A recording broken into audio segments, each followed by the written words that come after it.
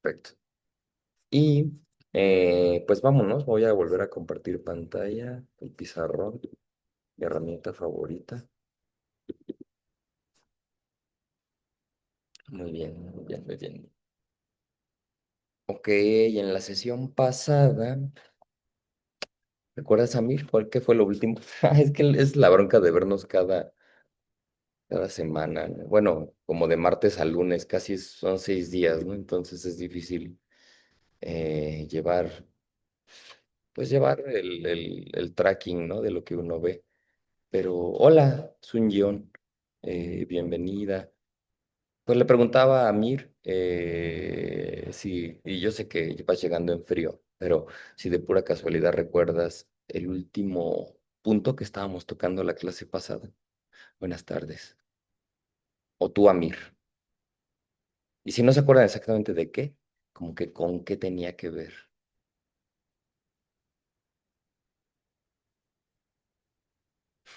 Van a decir, es el pretexto del profe para hacer parecer que ustedes son los que no se acuerdan y el que no se acuerda soy yo, ¿no? No, ¿cómo creen? ¿Cómo creen? Eso. Muchas gracias, John. No te preocupes, ok, no pasa nada. Sí, bueno, estábamos viendo los tipos de variables aleatorias y como que yo recuerdo que la sesión pasada me clavé mucho en el concepto de la esperanza, ¿no?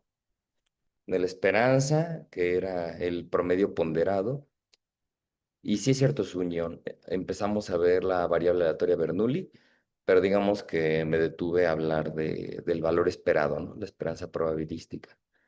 Y pasamos por varios lugares, ¿no? Vimos cómo, a ver, déjenme agarrar el pizarrón para ir numerando los puntos que toqué.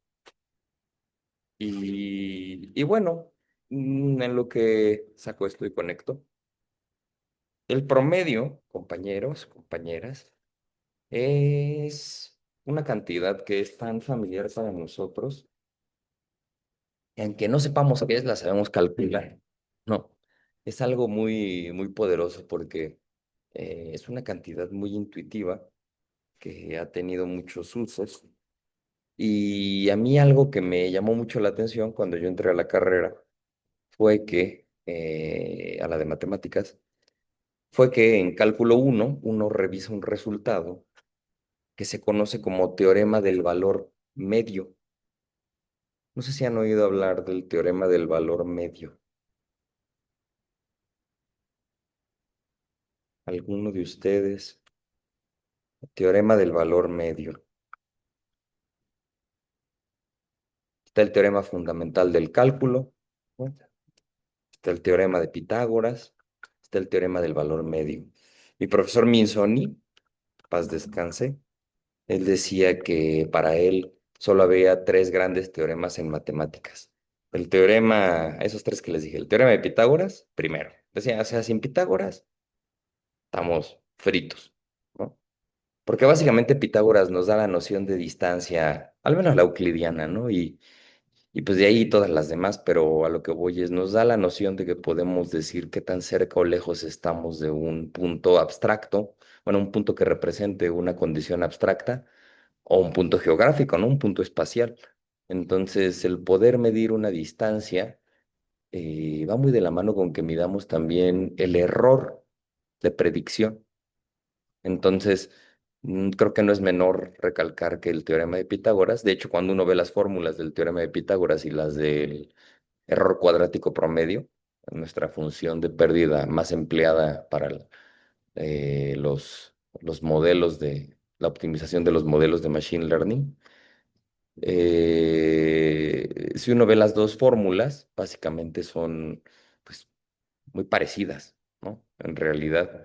Y ya si uno lo analiza, el error cuadrático promedio en realidad es Pitágoras promediado, ¿no? Bueno, y eso es algo interesante. Bueno, no Pitágoras, ¿no? Porque está elevado al cuadrado, pero más o menos me estoy dando a entender. De hecho, la correlación de Pearson se calcula como el producto punto, y eso nos remite también a Pitágoras, y Pitágoras sale por todos lados. Pero bueno. Eso nos da esa noción, ¿no? De que podemos medir qué tan cerca o lejos estamos de algo. Y luego está el teorema fundamental del cálculo, en donde Minzoni lo que nos decía era que esa hermandad entre la integral y la derivada, pues básicamente son, una es la operación inversa de la otra, eh, era lo que nos iba a permitir básicamente hacer física en serio, ¿no? Dejar de andar midiendo y empezar a calcular. Entonces, sí, sí creo que tampoco es un resultado menor, pero está el teorema del valor medio. Y el teorema del valor medio creo que no es tan conocido entre ustedes. Supongo que porque ya no llevan los cálculos y menos con un profe quizás de una tendencia más teórica. Pero el teorema del valor medio tiene una consecuencia bastante aplicada que básicamente es representar que, bueno, o validar que el promedio es una cantidad que existe. Entonces, no voy a enunciar el teorema como en el libro, ¿no? Como en el Spivak, pero voy a dar una idea intuitiva de qué es el teorema del valor medio y a ver si se entiende. Entonces, digamos que uno tiene una función f de x que es continua. Cualquier similitud con el concepto de variables aleatorias continuas que estamos revisando en este momento es una similitud que si ustedes piensan que hay algo que ver en que la función sea continua y la variable aleatoria sea continua, pues, pues sí, sí, sí, sí, o sea, en realidad sí ocurre, ¿no? Que tienen que ver esos conceptos. Ojo, ya si me clamo mucho, la continuidad. Bueno, no, es que eso ya está muy teórico. En otra ocasión, me iba a calabar con que ciertas funciones, ¿no? Como las sucesiones, también eran continuas, porque su dominio de definición podían ser los naturales. Pero bueno, pensando en los reales, ¿no? Sí, variables aleatorias continuas y que esta función sea continua, tiene que ver. Ahora pensemos, por ejemplo, en el planeta Tierra. El planeta Tierra, el planeta Tierra tiene una inclinación.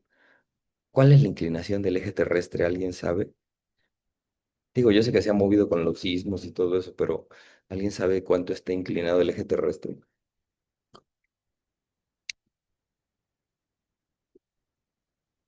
Según yo, bueno, si alguien sabe, lo puede poner en el chat, pero según yo, son, híjole, me voy a equivocar, me voy a ir por 13 grados, porque iba a decir 23 grados, pero algo me dice que son 13 grados respecto a la vertical, ¿no? Entonces déjenme lo reviso solo para no quedarme con esa duda. Inclinación del eje terrestre. Son 23,5. Y yo sabía que me iba a equivocar. Y quería decir 23,5 pero por alguna razón se me hizo mucho. Eso, Amir. Muy bien, sí, sí, sí, 20 y algo. Y sí saben que gracias a esa inclinación, bueno, igual no lo saben, pero gracias a esa inclinación es que tenemos estaciones. Si no tuviéramos esa inclinación, si el eje fuera totalmente vertical, no habría como tal, el eje de rotación, ¿no? No habría estaciones, cosas de la vida, ¿no? Si alguien tiene dudas de eso, ¿por qué ocurre? Solo piénselo de esta forma, rápidamente, ¿no? A ver, tenemos aquí una tierra, tenemos aquí otra tierra, ahí ya algo de por ahí con el pizarro, porque está quedando muy feo. Tenemos aquí al sol, lo estoy exagerando en su, y luego la tierra está en esta posición por acá, ¿no? Y luego la tierra está en esta posición por acá, ahí está, ¿no? Una órbita casi elíptica, con un plano, ¿no? que la define a esa elipse. Y entonces podemos ver que este es el norte, este es el sur. Entonces, cuando la Tierra está en esta parte, que digamos esto sería el perihelio es el punto en el cual el globo terrestre está más cerca del Sol. Aquí noten cómo el hemisferio norte, recuerden que la Tierra cumple una rotación sobre su eje cada 24 horas. Entonces, el hemisferio norte recibe mayor insolación durante el perihelio que el hemisferio sur, ¿ok? Básicamente porque los rayos, como la Tierra está inclinada, los rayos llegan más oblicuos al hemisferio sur que al hemisferio norte. En el hemisferio norte hay una mayor superficie sobre la que inciden los rayos de forma perpendicular. Entonces eso determina literalmente que en el hemisferio norte, en esta situación, estemos en verano y en el hemisferio sur estén en invierno, ¿ok? Si el eje estuviera derechito, todo el año la insolación sería constante en todo el globo. O sea, donde llega oblicua, llegaría oblicua y donde llega perpendicular, llegaría perpendicular, porque la Tierra estaría rotando sobre su eje. Pero esa inclinación es la que hace que en cierto momento los rayos perpendiculares lleguen más al hemisferio norte que al hemisferio sur y viceversa. En el lado de acá, la incidencia perpendicular es mayor en el hemisferio sur y más oblicua en el hemisferio norte. Por ende, aquí es verano en el hemisferio sur e invierno en el hemisferio norte. Y coincide también con que en estos momentos del perihelio, justamente van a ocurrir, cuando es verano en el hemisferio norte, el día más largo del año. ¿Cómo se llama el día más largo del año? ¿Alguien sabe? Pronto viene uno de esos días representativos. A ver, ¿alguien sabe cómo se llama el día más largo del año y qué día más o menos ocurre? ¿Solsticio? Exactamente, Saúl. El solsticio de verano y ocurre más o menos por ahí. Digo, todos los años se mueve la... ¿Se escucha? Sí, sí se escucha. Así. Sí. Solsticio, muy bien. Solsticio de verano, ¿no? Y en el caso del hemisferio norte, ocurre alrededor del 21 al 24 de junio. Y bueno, detalle interesante, en ese mismo momento está ocurriendo el solsticio de invierno en el hemisferio sur, que es el día más corto del año. ¿Ok? El solsticio de verano es el día más largo del año, el solsticio de invierno es el día más corto. Tiene que ver con esto. Si ustedes se fijan, en el polo norte el sol prácticamente siempre va a estar incidiendo en este momento del día. ¿Ok? Mientras que en el polo sur prácticamente vamos a estar en el invierno austral. Es cierto, es el invierno austral. Sí, austral. Austral, porque Australia está en el sur. Y el otro se llama invierno boreal, invierno del hemisferio norte. Mm, ¿Qué más podemos decir de esto? Bueno, que los equinoccios, hay dos equinoccios a lo largo del año. Y fíjense, este es otro ejemplo de una función continua. De hecho, es la que vamos a revisar ahorita. Ay, qué bonito que estamos viendo este ejemplo, porque en realidad tiene que ver con la función que les quiero explicar y no me había dado cuenta. Pero entonces, en los equinoccios, X igual, ¿no? Noxio, bueno, no es de noche, pero básicamente dice que el día y la noche duran igual. Tenemos dos a lo largo del año, el más famoso, el 21 de marzo, y el más, el menos, y el otro que ocurre es en otoño, más o menos 21 de otoño, ¿no? Em, ¿Qué más les puedo decir de ellos? Pues se darán cuenta de que ocurren al mismo tiempo para los dos hemisferios y pues todo bien, ¿no? Porque pues sí, básicamente, ¿no? Si duran lo mismo el día y la noche, tiene que ser lo mismo para todos, en todo el globo, ¿no? Ok, bueno, entonces, pues esto garantiza una variación de temperatura a lo largo del año. Esa variación de temperatura en realidad, pues puede ocurrir por muchas razones, ¿no? O sea, no solamente la insolación, digo, la insolación es determinante, ¿no? La irradiancia que le llaman, pero a final de cuentas también influyen las nubes, influye la cobertura vegetal, influye si el sol está pegando en el agua o en la tierra, ¿no? Eh, por ejemplo, esto es algo muy interesante. Cuando ustedes se paran en la orilla del mar, no sé, a ver, espero, digo, si alguien ha ido al mar, lo siento mucho, esta pregunta es para la gente que ha ido por ahí, pero bueno, a todos los que han ido alguna vez al mar, cuando se paran en la orilla del mar, ¿el viento sopla del mar hacia ustedes o de ustedes hacia el mar?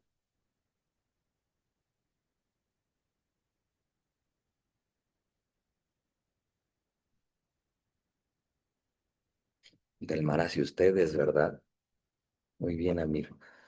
Y es interesante, ¿eh? Porque cuando eso ocurre, o sea, cuando el viento sopla, que generalmente es durante el día, en las noches, digo, también pasa, pero siento yo que en las noches, salvo que haya una tormenta, o la cosa está un poco más calmada, pero durante el día pasa algo muy curioso, que es que el sol incide sobre el mar y sobre la orilla, pero la orilla, al ser de roca, se calienta más rápido que el mar. Entonces, ¿qué pasa? El mar se calienta más lento que la tierra, básicamente porque el agua es uno de los compuestos con el mayor calor específico que conocemos. Eso es algo muy interesante. De hecho, es una de las razones por las que la vida pudo de emerger en el agua, al menos como la conocemos, ¿no? La razón de la que estoy hablando se conoce como puentes de hidrógeno, que son enlaces muy rápidos que se forman entre varias moléculas de agua, se hacen y se deshacen. Y básicamente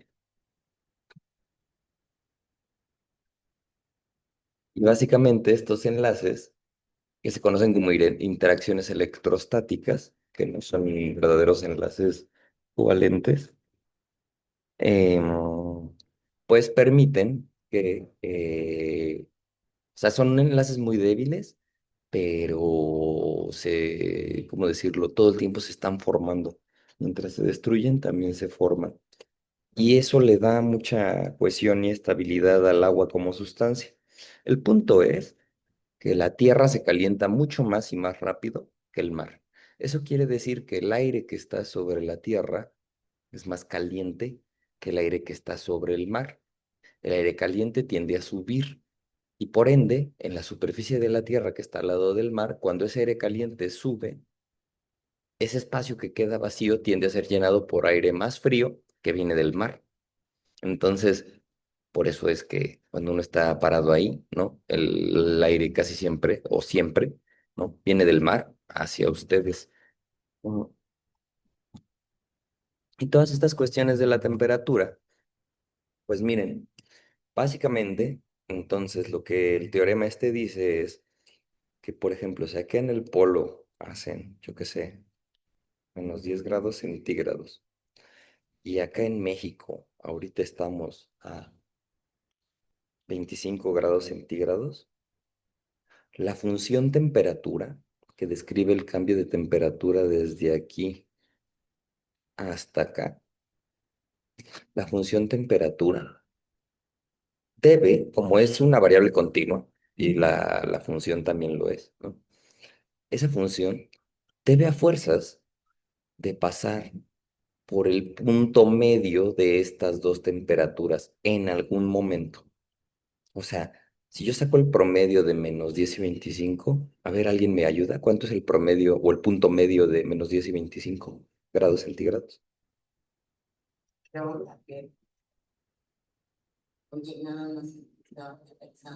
7.5. Sí, ¿verdad? A ver, pues sí, ¿no?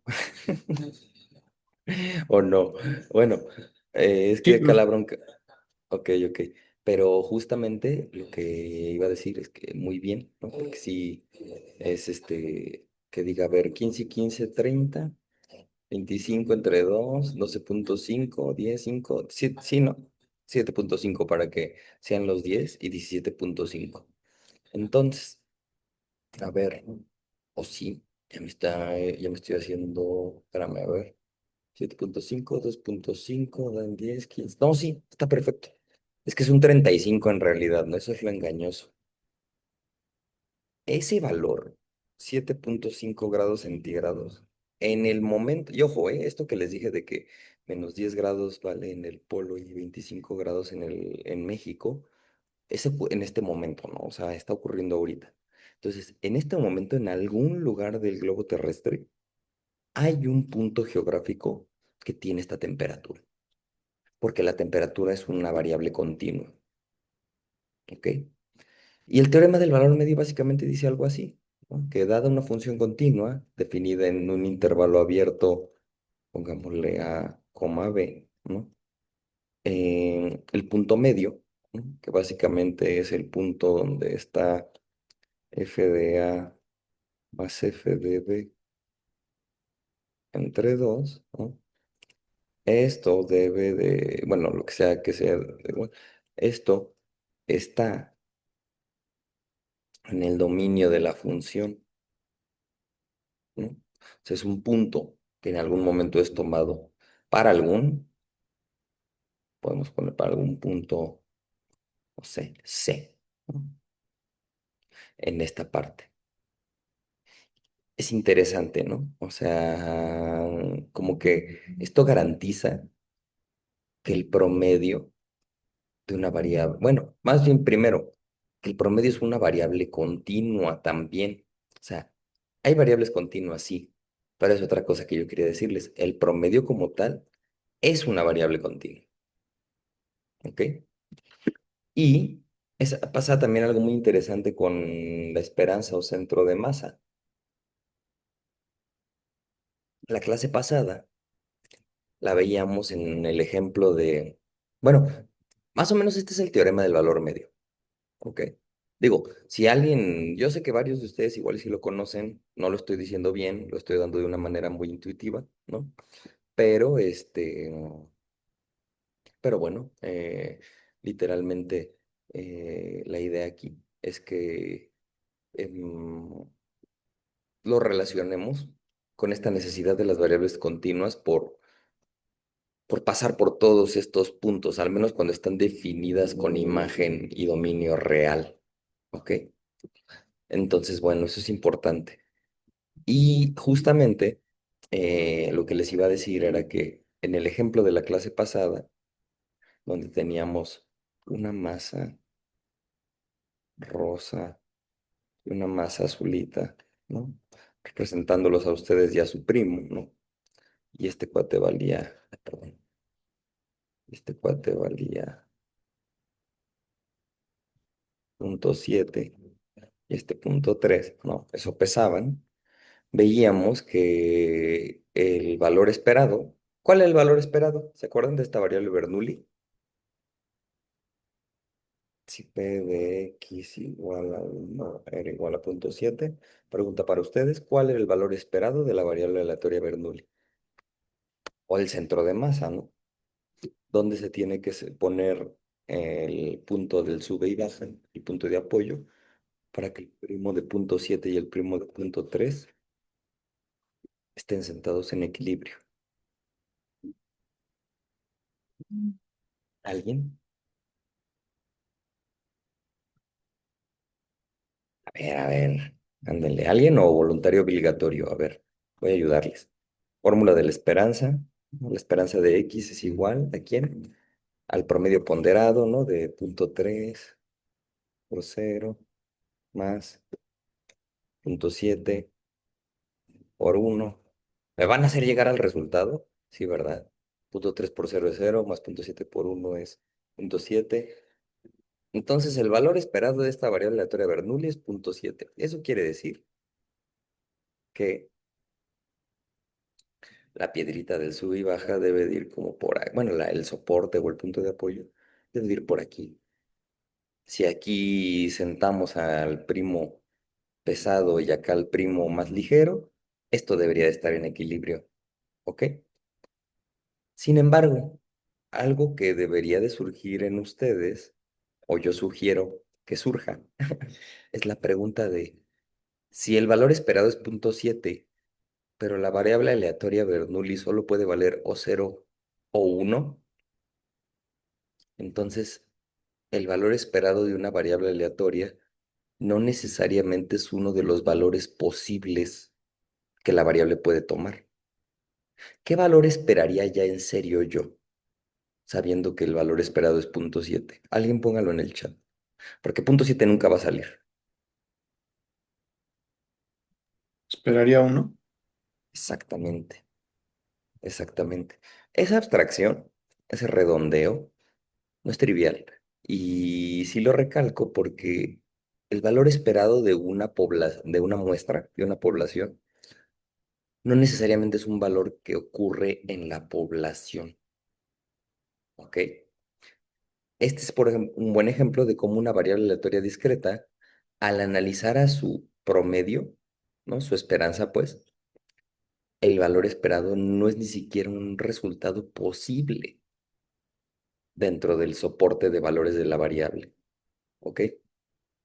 Y aquí, por ejemplo, uno diría, es que esta función no es continua, es una variable aleatoria discreta, ¿ok? Sin embargo, el soporte de la Bernoulli, o donde puede tomar valores, es el 0 o el 1. Nunca les dijimos puede tomar valores en el punto 7. Entonces, esta función, digamos que es continua en su dominio y en su rango de definición, pero es discreta como variable, ¿no? Porque toma valores de un conjunto discreto. A eso iba hace ratito con que la continuidad en cálculo no se tiene que extrapolar directamente a que solo como la variable es continua, el teorema del valor medio aplica sobre ese tipo de variable. Tiene que ver también con el dominio de definición de las funciones, ¿no? Pero bueno, estrictamente hablando, sí, el hecho de que la temperatura sea una variable continua, y de hecho, recuerden, es una variable continua también porque es una cantidad que requiere de un instrumento de medición que trae asociado un margen de error, un nivel de precisión, ¿ok? Recuerden, la temperatura que mide, temperatura, le van a decir, la temperatura mide qué tanto calor tengo. Bueno, o sea, más o menos, pero en sí, la temperatura de un lugar, por ejemplo, no sé, están ustedes en su casa, pegan un termómetro en la pared, ¿no? Ese termómetro tiene una escala, ¿no? Y dependiendo de lo que sea el termómetro, ¿no? Supónganse que es de mercurio, uno de los viejos confiables, ¿no? Que ya hay de otros tipos, pero bueno, ¿qué es lo que está midiendo en realidad esta escala dentro del termómetro? Está midiendo una muestra de moléculas de aire alrededor, ¿no?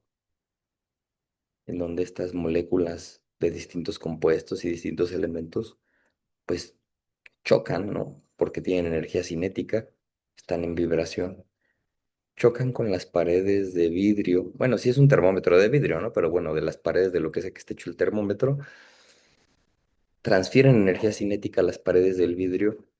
El vidrio empieza a aumentar su energía cinética. Esa energía cinética es transferida al interior del termómetro, es decir, al mercurio. El mercurio aumenta su energía cinética. Esos átomos de mercurio empiezan a vibrar y a hacer que, por ende, la densidad del mercurio baje, se empieza a expandir, porque la energía cinética del mercurio empieza a aumentar después de todos estos choques indirectos, sube por esta escala y de repente nosotros decimos, ahorita en mi casa hay 25 grados centígrados, lo que sea que eso quiera decir.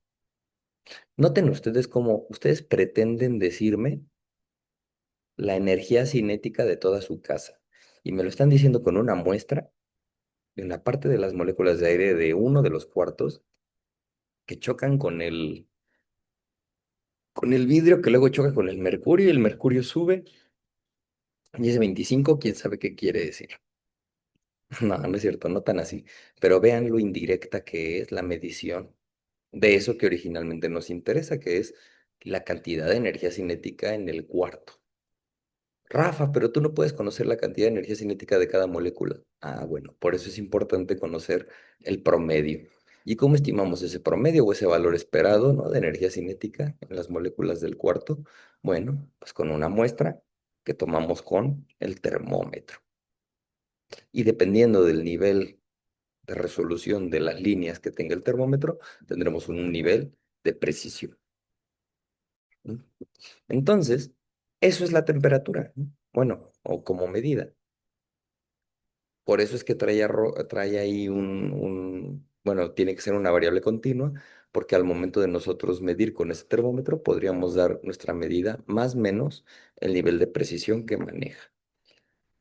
Ok, entonces, valor esperado es válido, sí, sí, sí es válido. Puede ocurrir o tiene que ocurrir más bien como uno de los posibles resultados de la variable aleatoria, no necesariamente. Aquí estamos viendo un ejemplo. Sin embargo, redondeamos a 1 porque punto 7 pues, es más cercano a 1 que punto 3. Por eso, ¿no? Cuando uno modela una variable aleatoria Bernoulli, una variable binaria, bajo el supuesto de la ignorancia total, pues asume o supone que tanto el 0 como el 1 son números que pueden ocurrir con probabilidad de 0.5, ambos. Decir que algo puede ocurrir con 50% de probabilidad es análogo a decir puede ocurrir cualquier cosa en ese contexto, ¿no? Muy bien, o sea, es lo mismo que asumir ignorancia de un fenómeno. Bueno, tampoco ignorancia total, porque ya 0.5 ya es algo, ¿no? Ok. La esperanza, qué bonita es la esperanza. En inglés, expectation. Pues la esperanza tiene unos valores, digo, unas propiedades interesantes. A ver, o sea, la primera, esperanza de una variable aleatoria es igual, lo voy a volver a escribir, ¿no? A la suma de igual a 1 hasta, en realidad es hasta infinito, pero bueno, puedo poner hasta n. De todos los valores que puede tomar la variable, multiplicados por la probabilidad de cada uno de esos valores. Y lo difícil es conocer estas P's. Por eso, por ley de los grandes números, recuerden, esto se aproxima con promedio aritmético. ¿Ok? De una muestra, con n tendiendo a infinito. Pero bueno, más allá de eso, que ya, ley de los grandes números, resultado poderoso, muy bien. La esperanza tiene ciertas propiedades. Por ejemplo, una de ellas, la esperanza de un escalar multiplicado por la variable, ¿esto a qué es igual?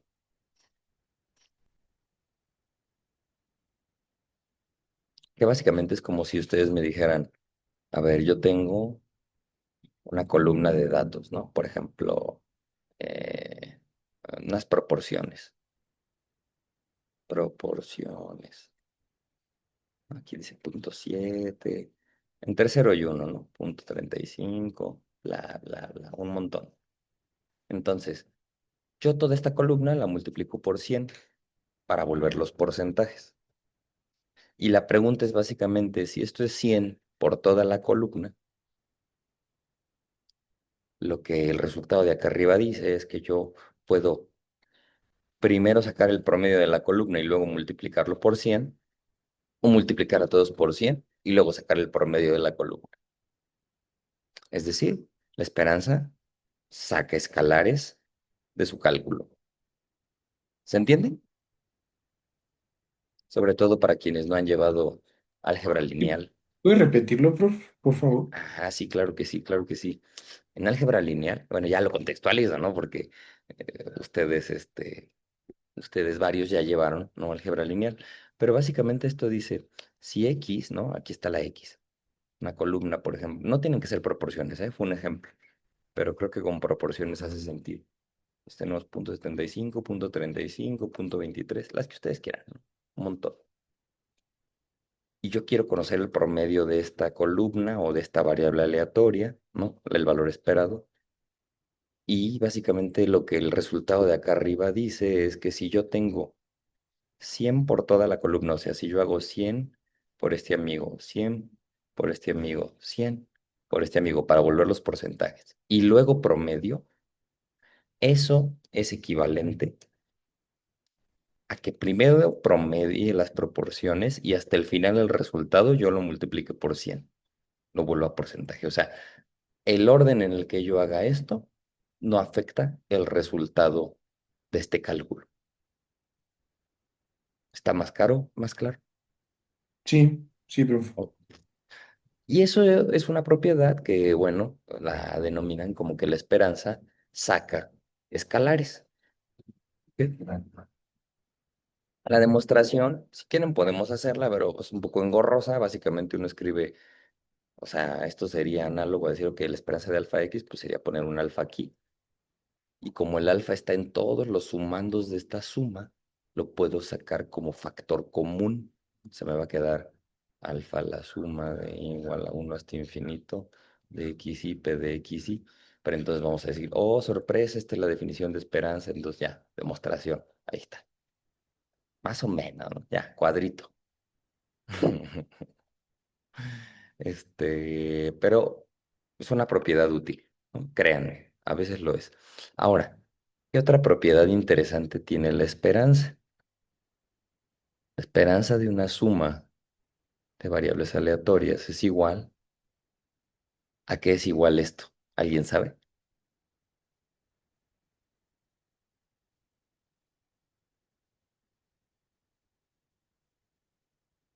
A la suma de sus esperanzas individuales. Muy bien, Isaac.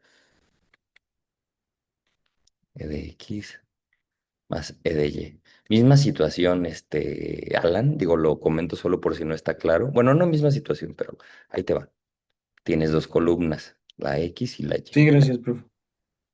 Entonces, si tú tienes la columna X y le sacas su promedio, y luego la columna Y y le sacas su promedio, y luego sumas esos dos promedios, o sea, puedes hacer eso o primero sumar a X con Y, todas las parejas, y después promediar esa suma. Eso es lo que dice este resultado de aquí arriba. La suma de los promedios es igual al promedio de la suma, o el Sí, gracias, promedio de gracias, su. profe. Va, muy bien. Y bueno, juntas hacen la superpropiedad de que la esperanza es alguien complete, alguien que ya llevó. A ver, ¿quién ya llevó álgebra lineal? Yo sé que varios y varias, ¿eh? Así que, o no lo sé, ya estoy imaginándome y alucinando que la esperanza es qué propiedad se logra si algo saca escalares y abre sumas.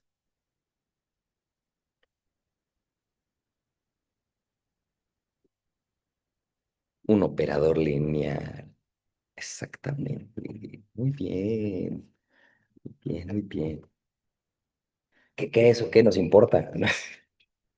Pues tiene consecuencias muy importantes, pero pues no sé, a mí siempre me gustaron los operadores lineales porque son justo esas cosas que se portan muy bien, ¿no? Entonces esto básicamente nos dice que la esperanza de alfa x más y es igual a alfa veces la esperanza de x más la esperanza de y. Oh, sí, yo sé que no es tan sorprendente, pero bueno, cuando uno lo aplica, se da cuenta de que es muy útil, ¿no? Pero bueno, ¿algún otro ejemplo de operador lineal? ¿Alguien?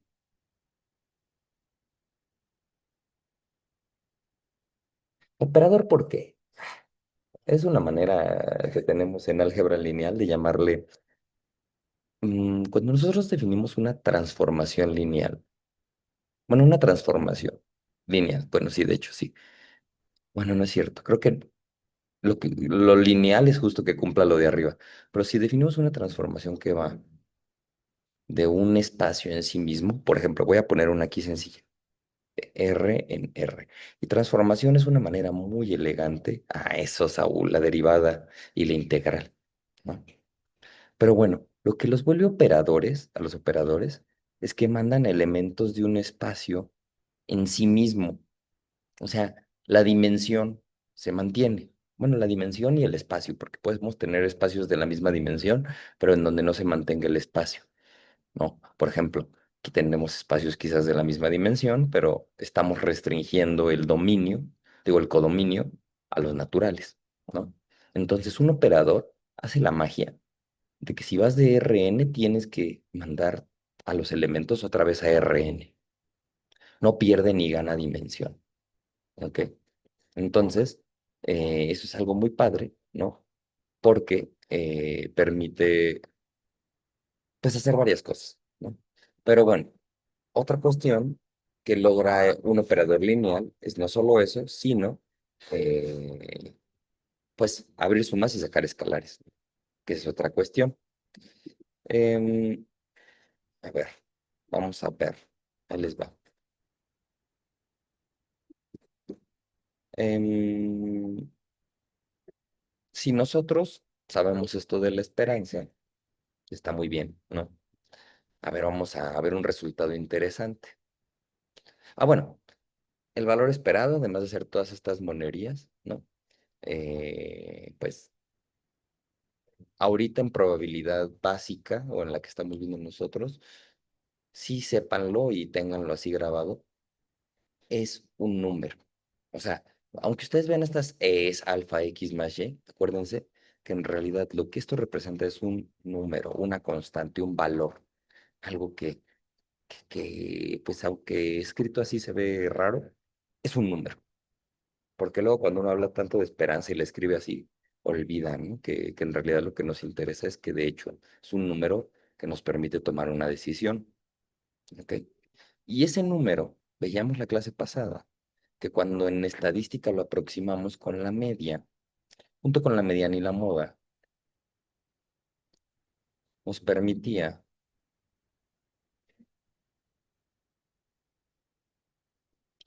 decir, pues alrededor de qué valor o valores la muestra de datos tiende a aglutinarse. Eso es lo bueno de la media, la mediana y la moda, que nos hablan de, pues sí, un lugar en donde la mayoría de observaciones tienden a aglutinarse. ¿Ok? Veíamos también la sesión pasada que, bueno, cuando la gráfica tiene un sesgo, o sea, como el caso de los ingresos en México. Ay, que de aquí vamos a hacer eso y no lo hice, miren. A ver si mañana sí le damos a los datos del ENIG. Entonces, para una distribución sesgada, en donde acá, por ejemplo, el ingreso de los mexicanos, por acá está Slim, por acá estamos nosotros, y por acá la mayoría de los mexicanos, ¿no? Entonces resulta ser que aquí está la moda siempre va a estar en el pico de la distribución. Aquí tiene que ir la mediana a fuerza, que es 50% de los datos por arriba y 50% por abajo, y la media a fuerzas va a la derecha. Entonces, la media es la que se sesga porque es sensible a los valores extremos. El sueldo de Slim hace que la media suba. ¿Ok? Misma situación cuando la distribución se ve, bueno, como reflejada, pero pues una situación inversa. O sea, ¿en qué sentido? Bueno, la moda sigue estando en el pico, la mediana tiene que estar a la izquierda de la moda y la media se ve sesgada a la izquierda. El promedio es el que es sensible a los valores extremos, entonces esta cosa de aquí se mueve hacia la izquierda. ¿Ok? Por eso cuando hablamos de sesgo, recuerden que el sesgo es respecto hacia dónde se está moviendo el promedio. O sea, la media, ¿no? Es sesgada hacia la izquierda y acá la media es sesgada hacia la derecha, por lo tanto es una distribución sesgada a la de la derecha, y una distribución sesgada a la izquierda, la de la izquierda. Ok, estas medidas en estadística se conocen como medidas de tendencia central y hay casos en los que esto que yo les estoy diciendo no se cumple. Por ejemplo, imagínense que tienen ustedes una distribución que se ve así. Y concédanme que estos dos valores son iguales para argumentar que esto es simétrico. Y aunque no fueran iguales, ¿ok? Pero pregunta para ustedes. Si mi distribución se ve así, como con dos montañitas, ¿dónde está la media y dónde está la mediana? Más o menos.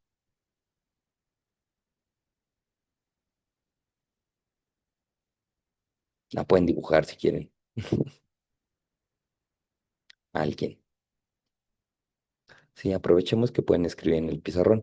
Dibujen donde creen alguien que está la media y la mediana en esa distribución de datos.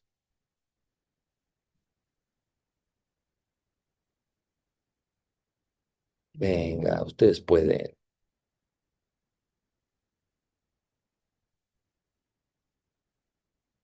Y nadie se anima. Recuerden que es el centro de masa. Entonces, básicamente mi pregunta es, ¿de dónde cuelgo esta gráfica para que no se me vaya para ninguno de los dos lados? Suponiendo que las dos montañas son más o menos de la misma altura, ¿no? Que estos valores aquí son más o menos igual de frecuentes. El valor de la media y de la mediana tendería a estar, compañeros, compañeras. Eso, Amir, sí, sí, sí. Venga, Amir, ya andas por ahí. Dibújalo, dibújalo. Sí. Venga, venga, no, no te vayas. Eso, muy bien, Alan. Muy bien, muy bien, muy bien. Ahí está. Ok. Y ahora la pregunta es, ¿cuál es la moda? Bueno, claramente el más frecuente. Podría ser este, podría ser este. Aquí hay un detalle, que esta variable, si yo veo la gráfica y veo esto, yo les diría, ¿sabes qué? Esta variable está modelando dos poblaciones. No puedes calcular media y mediana en una variable que le pasa a eso. Tienes o que separar las observaciones en función de lo que los diferencia o revisar tu metodología, porque si no media y mediana te van a decir que el valor esperado de esta muestra de datos está aquí y nada más lejos de la verdad, porque esto no es nada frecuente, ¿no? ¿A alguien se le ocurre un ejemplo de la vida real en donde pase esto, una distribución de este estilo? Yo les voy a dar uno y luego piensan en otro, o si a alguien se le ocurre lo puede decir. No sé si alguna vez fueron a Six Flags o Irán o Reino Aventura, no, ya eso ya no existía. Bueno, en Six Flags, véanlo así, la mayor parte de los asistentes son niños de alrededor de 13 años, más o menos 3 4 años, con sus papás, papás de 30 a 45 años. Entonces, lo que ustedes están viendo ahorita aquí podría representar un fenómeno de este estilo. Personas que van a cierto lugar y donde la edad o la distribución de edades es así porque van papás con hijos. Lo que no van son jóvenes adultos sin hijos o jóvenes que no les alcanza para pagar Six Flags. Cosas así, ¿no? Entonces, en ese caso, ¿no? Uno debería de evitar, ¿no? Utilizar la media y la mediana como datos representativos de la muestra, pues básicamente porque estaría equivocándose. Y ya la conclusión aquí es que siempre vean la gráfica de la distribución, porque viéndola es que pueden identificar, a ojo al menos, si hay varias modas. ¿Puedo ponerme aquí? Sí, es que estás hablando ya. No te preocupes, denme un segundito.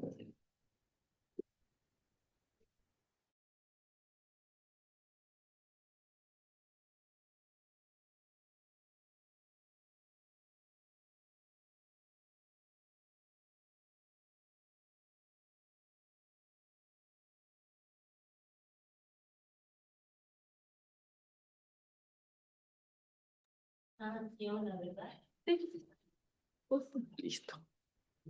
Entonces, bueno, pues cuando tengan distribuciones multimodales, vale la pena también en esos casos aplicar algún algoritmo de clustering, porque esas etiquetas pueden ayudar a los modelos a diferenciar los grupos que se forman en esa variable. ¿Ok? Y bueno, este es un ejemplo entonces de una distribución simétrica, donde media, mediana y moda no coinciden y, bueno, porque la moda es una de estas dos, media y mediana pongan ustedes que más o menos coinciden, pero aunque coinciden no son útiles. Otro ejemplo de una distribución simétrica que no es normal.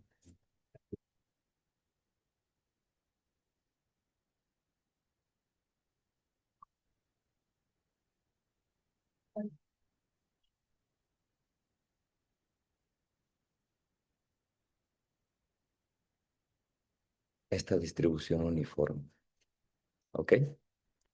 Yo sé que esto es medio raro porque básicamente está diciendo que todo es igual de frecuente entre este intervalo, pero también es una distribución simétrica.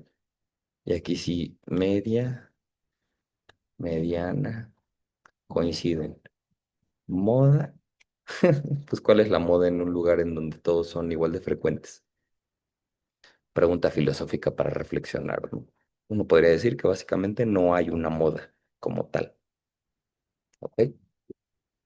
Bueno, todo esto respecto al valor esperado, que en estadística le llamamos media. Vemos que es sensible al sesgo, entonces, bueno, a los valores extremos. Entonces, mediana y moda vienen a ayudarnos en esa modelación, ¿no? Pero ahora yo justamente quisiera hablar de ustedes, o con ustedes, de una cantidad que nos va a ayudar a evaluar qué tan dispersos están los datos alrededor de ese valor esperado, o de esa mediana también, de esa moda, pero bueno, qué tan, en concreto alrededor del valor esperado, hay una medida que es muy empleada en ciencias. La presentan en las clases de estadística cuando presentan medidas de dispersión. ¿Alguno o alguna de ustedes me quiere decir qué medida es esa?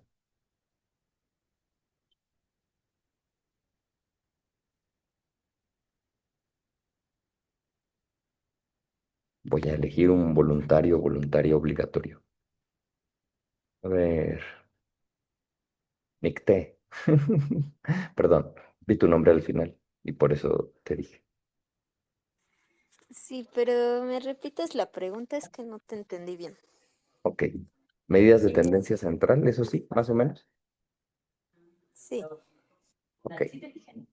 ¿Qué medida de dispersión damos para hablar de la dispersión de los datos alrededor del promedio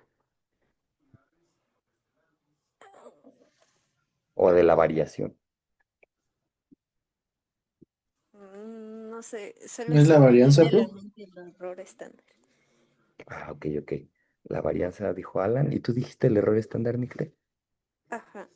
Muy bien, está bien, es una medida de dispersión también. Tiene unas sutiles, pero ahorita la comentamos. Así es, Alan.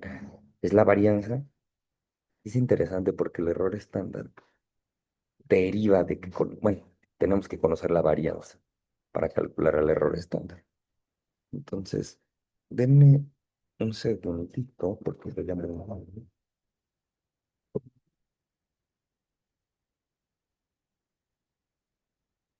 mi oficina, porque ya va a empezar la clase de flex y ponen música.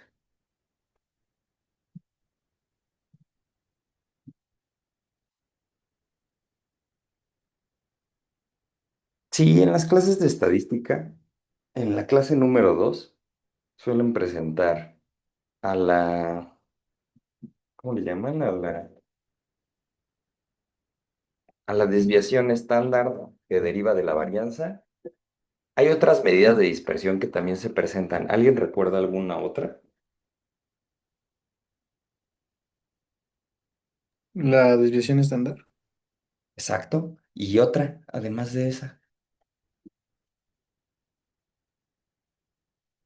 el rango, por ejemplo, cuando nos dicen, mira, tus datos, este es el valor mínimo, coma, este es el valor máximo, y dan este rango, esta también es una medida de dispersión, porque nos habla del rango de variación de todos los valores.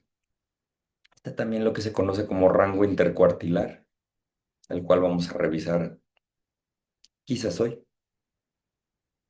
Y la varianza, ¿no? Que tiene que ver con el error estándar que mencionó Nicte. Varianza. Y tiene también ¿cómo se llama? Deriva de esta, ¿no? La desviación estándar. Ahí está. Entonces, em, la varianza, ¿cómo se define? A ver, vamos a escribir su definición. Bueno, quizás antes de escribir su definición, pensemos, a ver, érase una vez el promedio. El promedio nos representa un valor en la distribución, ¿no? O sea, recordemos eso, ¿no? O sea, si la distribución se ve así, el promedio está aquí y los valores se amontonan alrededor de esto. Esa es la idea, ¿no? Por eso es una medida de tendencia central. Pero bueno, en estadística, el promedio poblacional se le suele simbolizar con la letra griega mu, ¿ok? Sobre todo cuando se hace referencia a una distribución normal. Ahorita estoy hablando de un promedio en general, ¿no? No concretamente de una distribución normal, de una variable aleatoria normal, pero bueno, sí quiero que quede claro que esto es un número, es una constante. Entonces, como que uno podría pensar, ok, yo quisiera ver ¿Qué tan lejos está la observación uno de su promedio? Y la observación 2 de su promedio. Y la observación 3 de su promedio. ¿Ok? Sin embargo, puede que la observación uno esté por abajo del promedio. Entonces, esto menos esto me da un número negativo. Esto me da un número positivo. Esto me da un número negativo.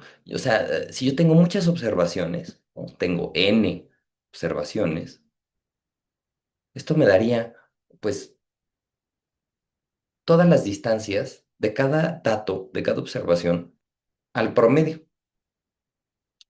Si yo pudiera promediar bueno, esas cantidades, ¿no?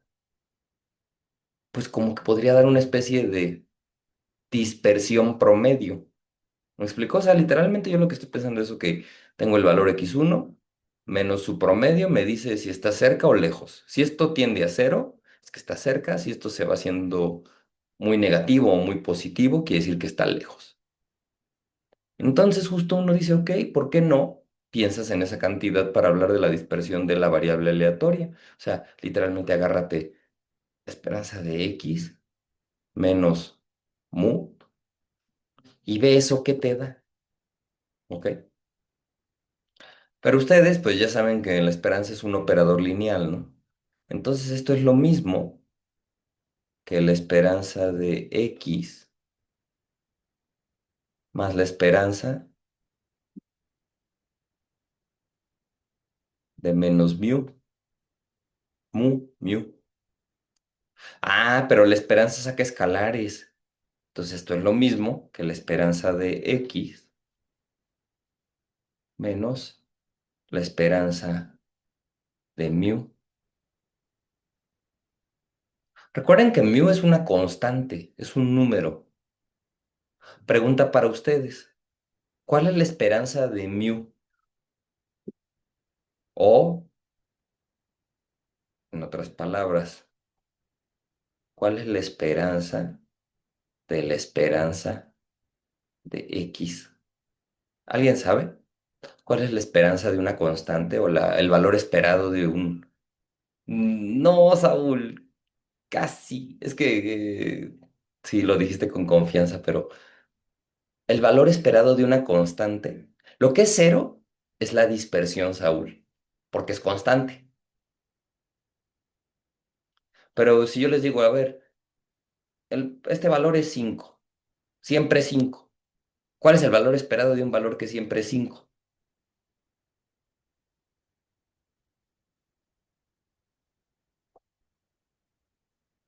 Eso, Saúl, eso, Saúl. Entonces, ¿cuál es la esperanza de mu? De mu. Si mu no cambia, ¿no?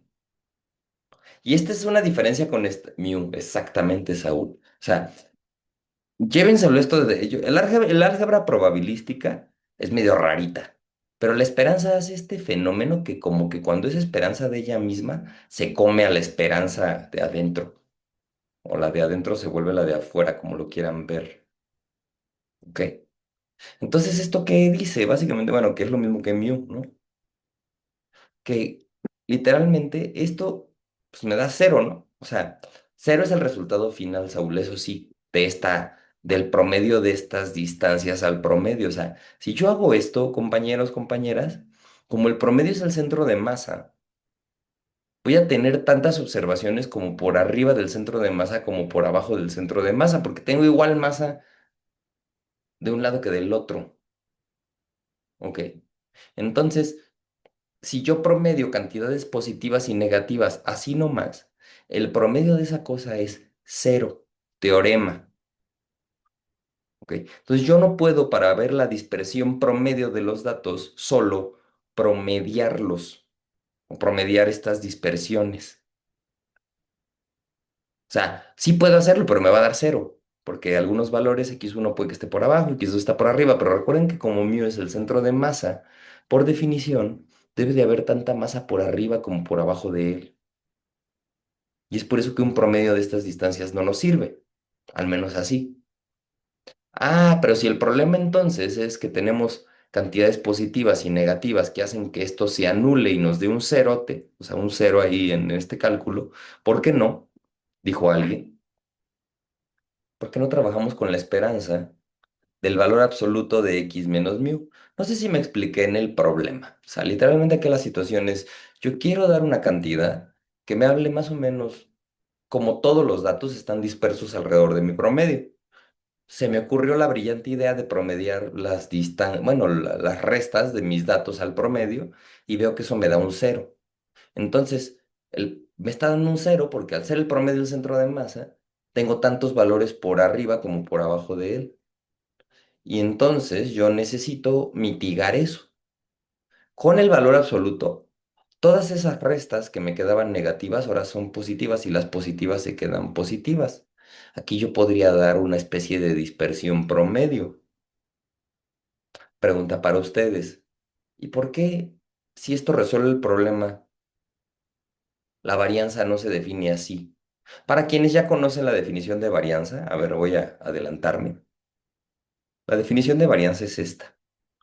X menos mu, todo esto al cuadrado. Noten que resuelve el mismo problema que teníamos. ¿Por qué?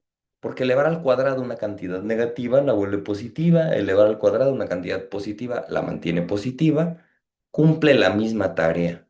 Esta de abajo, compañeros, compañeras, es la varianza de X, el promedio de las distancias de los valores a su media elevados al cuadrado.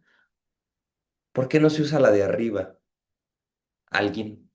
¿O sí se usa?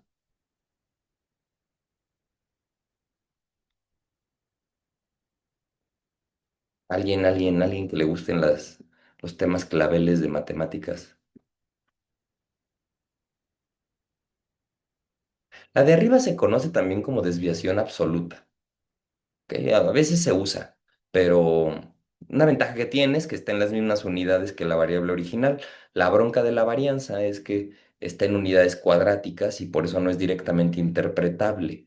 Sin embargo, ustedes ya lo dijeron varios, ¿no? La raíz cuadrada de la varianza es la desviación estándar de X, ¿no?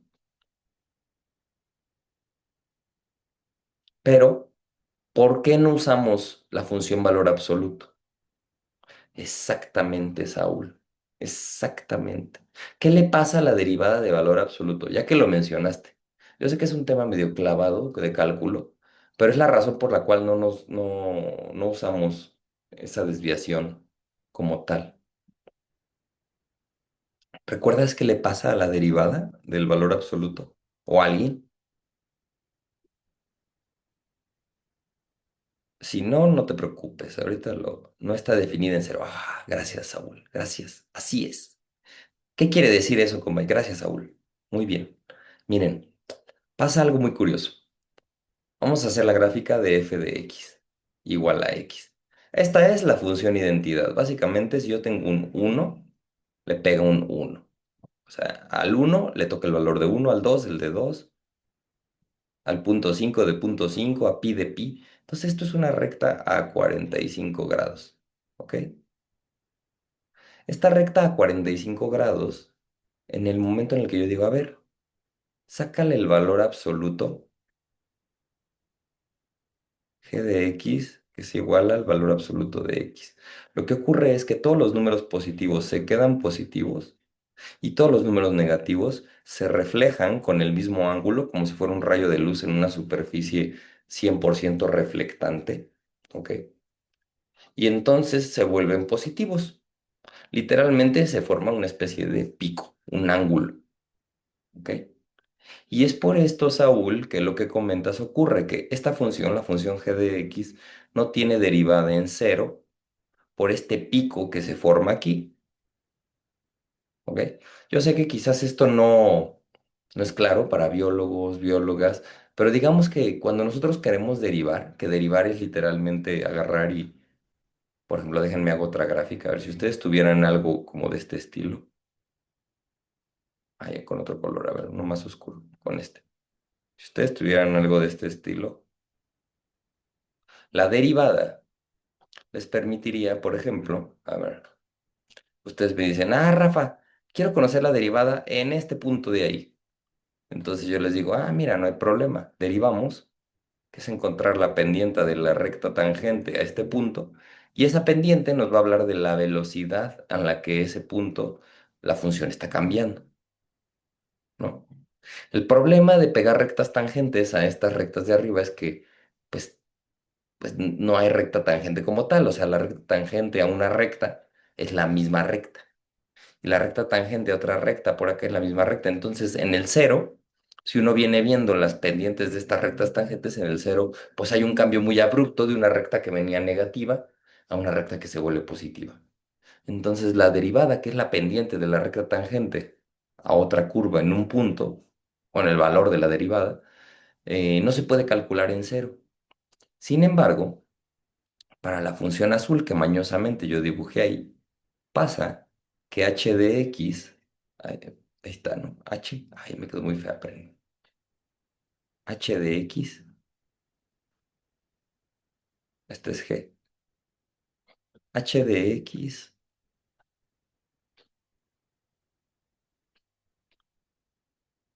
igual a x cuadrada. Noten que igual es una función, una parábola, que a todos sus valores los vuelve positivos. ¿Por qué? Agárrense el -1. Ah, pues -1 lo manda al -1 al cuadrado, que es un 1. Agárrense al -2. -2 lo manda al -2 al cuadrado, que es un 4. Y así sucesivamente. Y los positivos los deja positivos. Pero la gran ventaja que tiene trabajar con x cuadrada es que es derivable en todos sus puntos, no como valor absoluto. ¿Ok? Entonces, ¿por qué nos interesa que una función sea derivable, compañeros, compañeras? Sobre todo de ciencias de la computación, pero si alguien biólogo o bióloga lo sabe o lo quiere adivinar, también puede decir, ¿por qué nos interesa que una función sea derivable? ¿Qué podemos hacer con eso?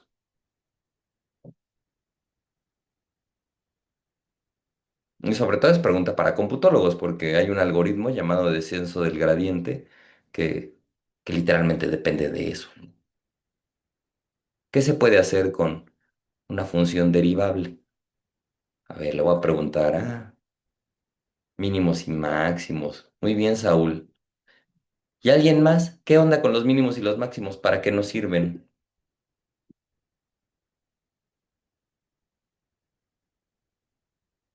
A ver, la palabra que estoy buscando empieza con O. Empieza con una O. Dame una O. O. Ah, espérense, agarro. Y luego, dame una P. P. Op. ¿Para qué sirven las derivadas, los mínimos, los máximos? Para optimización. Gracias, Amir. Y entonces, la optimización es algo que en computación importa demasiado. ¿Por qué?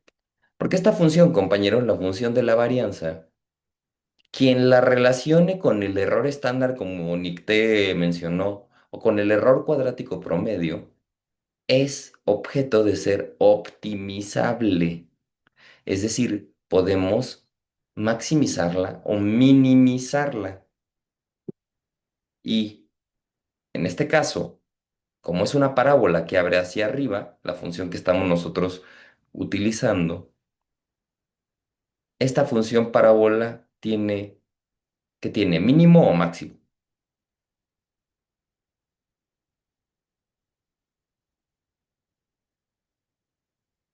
Tiene un mínimo. Y ese mínimo, compañeros, compañeras, es único. Entonces, más adelante, cuando veamos el error cuadrático promedio, que se define de la siguiente manera, déjenme lo pongo, mean square error x se define de la siguiente forma, ¿no? Se define como el valor, no, ni siquiera de una variable x, vamos a dejarlo así, mean square error, ¿no? Se define como valor predicho menos valor observado, todo elevado al cuadrado, la suma de eso y su promedio. Entonces esto es entre n y sumamos a todos. O sea, promediamos literalmente las distancias de los valores predichos a los valores observados y lo elevamos al cuadrado. Esto, compañeros, es una ecuación que puede ser optimizada, minimizada, porque es una parábola que abre hacia arriba, y por ende nos permite dar, en el caso de la regresión lineal, por ejemplo, la recta que minimiza las distancias de los valores predichos a los observados, ¿no? Por el método, valga la redundancia, de mínimos cuadrados. ¿Cuáles cuadrados? Los que yo saqué al elevar al cuadrado o los residuales. ¿Y cuál minimización? Bueno, la que hago ya con descenso del gradiente o no sé, ¿no? Como quieran. Con máxima verosimilitud también se puede. Pero bueno, por eso es importante que la varianza esté elevada al cuadrado, porque nos va a permitir también eventualmente minimizar la varianza. ¿Que eso tiene sentido o no tiene sentido? Tiene bastante, pero literalmente si uno se queda con la dispersión absoluta o la desviación absoluta, pierde el poder del cálculo, de la derivabilidad, ¿ok? Y por eso nos vamos con esta de acá, ¿ok? Más o menos. Levante la mano quien se perdió totalmente. Igual lo voy a repasar ahora que veamos regresión lineal, ¿no? Porque pues se tiene que retomar. Pero es bonito ver como por qué elevamos al cuadrado, ¿no? Y no nada más sacamos valor absoluto. ¿Va? Bueno, entonces resulta que la varianza, ok, a ver, la varianza de una variable aleatoria X nos habla de la dispersión de los datos alrededor de su promedio. Esto es igual a la esperanza de X menos mu elevado al cuadrado. Que resulta ser lo mismo, fíjense, que la esperanza de quién. Ah, pues esto que está dentro de los corchetes es un binomio al cuadrado, que es lo mismo que x cuadrada menos 2 veces x por mu más mu elevado al cuadrado. La esperanza es un operador lineal, por ende, abre sumas, saca escalares, entonces aquí tenemos una sumota, pues esto es lo mismo que la esperanza de x al cuadrado más la esperanza de menos 2x mu más la esperanza de mu al cuadrado. Ok.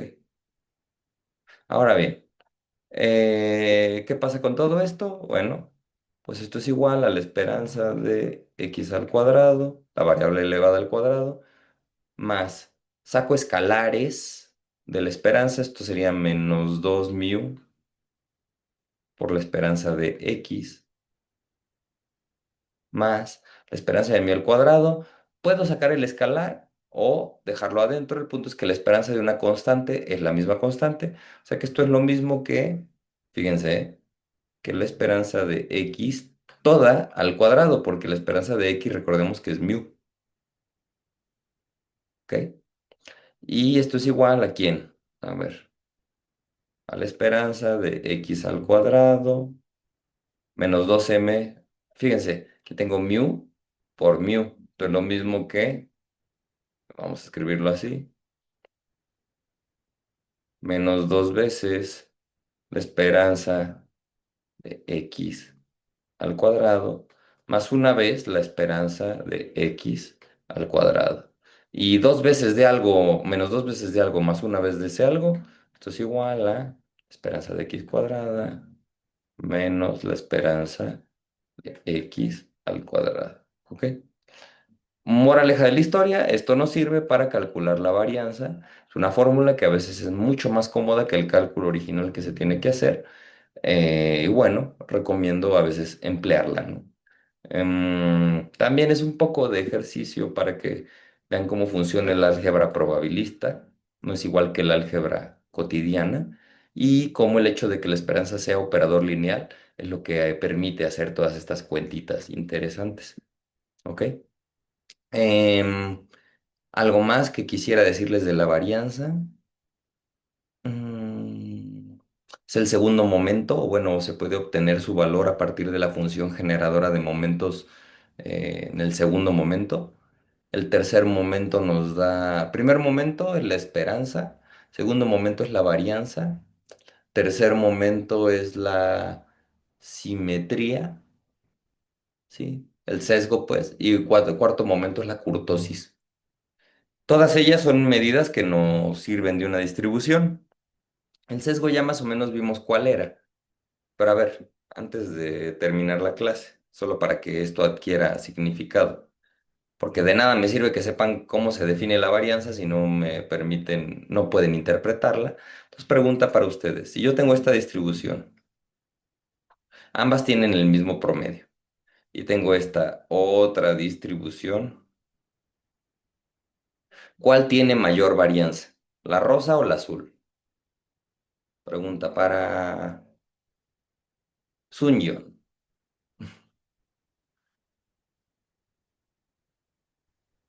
Disculpe, ¿cuál era la pregunta? Ah, no te preocupes. La pregunta es, tengo estas dos variables, una azul con un promedio, la rosa con el mismo promedio. Mi pregunta aquí es, intuitivamente, si es que no lo sabes, no hay problema, si lo intuyes está bien.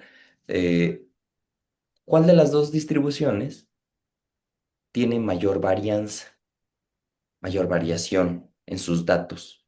Mm, El, el rojo. La roja. Muy bien, Suñón. Gracias. ¿Sí? Dice Suñón, uff. No, en efecto, fíjense, o sea, es que estos datos rojos, si se fijan, datos lejanos al promedio son más frecuentes que en el caso azul. En el caso azul, los que son muy frecuentes son los datos cercanos al promedio, pero conforme nos alejamos, la frecuencia de esos datos es menor. Eso quiere decir que los datos varían menos. ¿Ok? Que la función tenga, bueno, que la distribución se vea más leptocúrtica, más picuda, que tenga una curtosis más leptocúrtica, que forme un pico, sabemos que esa variable tiene una menor variación que la otra. Entonces, más allá de todo lo que les dije de varianza, si solo se llevan esta respuesta de Sun de toda la clase, bien, porque van a poder visualmente diferenciar cantidades con mucha varianza de cantidades con poca varianza. Ahora, consejo, si algún día les toca invertir en acciones en la bolsa de valores y esta acción azul, les digo yo, es la de Google y la acción roja es la de Amazon y lo que están ahí graficando son las ganancias promedio que van a tener, noten cómo Google y Amazon tendrían las mismas ganancias promedio en este escenario. ¿A qué acción les conviene invertirle más? ¿A la de Google o a la de Amazon? Alguien en el chat o prendiendo su micrófono. Ok, Amir, interesante. ¿Por qué Amazon? Digo, y es un ejemplo, ¿eh? O sea, igual y no me estoy clavando un poco, pero estoy adivinando. Ah, ok, Amir, gracias por adivinar. ¿Alguien más quiere adivinar? A mí dijo Amazon.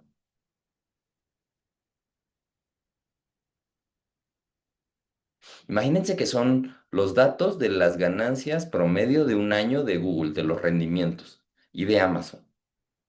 Entonces, si ambas tienen el mismo promedio, el valor promedio o el valor esperado del rendimiento que esperan, pues no sería un factor de decisión. Pero noten cómo Google, al tener menos varianza o menos variación, yo diría, Google es más estable. Entonces, la respuesta, Mir, sería, depende del riesgo que yo quiera asumir. Si quiero asumir mucho riesgo, podría invertirle a Amazon, que tiene una mayor volatilidad o mayor desviación estándar. Volatilidad es lenguaje de financieros, pero le podemos decir desviación estándar, que viene de la varianza, ¿no? Entonces tiene una mayor varianza. Pero si yo lo que quiero es no riesgo, me iría con Google porque sus valores son más constantes alrededor del rendimiento que espero. Entonces la respuesta depende de cómo repartan el riesgo. La moraleja aquí es que si quisieran podrían repartirla en una y en otra, sabiendo que en Amazon, así como pueden ganar más, pueden perder más, y en Google, pues puede que no ganen ni pierdan mucho más, pero su ganancia va a ser más estable. Más o menos. Y no estaba mal la respuesta de Amazon, ¿no? Simplemente, muy bien, muy bien, muy bien. Bueno, siendo las 5:33 de la tarde de hoy, les pregunto, ¿alguien tiene una duda, pregunta, comentario, algo que quieran decir? La varianza, súper importante. Nicté, vamos a hablar del error estándar porque siento que, siento que sí, o sea, sí, sí es una buena respuesta para una medida de dispersión de los datos, pero no es una medida directa de tu muestra de datos. El error estándar es un cálculo que hacemos para estimar la varianza en la población a partir de la muestra. Y de hecho, bueno, de la desviación estándar en la población. Pero como tal, no es un parámetro de tu muestra. No es la varianza muestral, por ejemplo. Pero bueno, lo vamos a ver. Solo lo digo porque sí, sí está parcialmente correcta tu respuesta, ¿no? Del error estándar. Va, gracias. Entonces, bueno, ¿alguien más? ¿Algo? ¿Dudas? ¿Mentadas? Profe, se echó unos despejes, luego hizo unos dibujos re feos. Bueno, espero. Gracias, Isaac. Muy bien. Bueno, pues tengan una excelente tarde. Nos vemos mañana a las 5:30 y seguimos desde aquí. ¿Ok? Cuídense mucho. Hasta luego. Cuídense. Gracias a ustedes. Gracias, profe.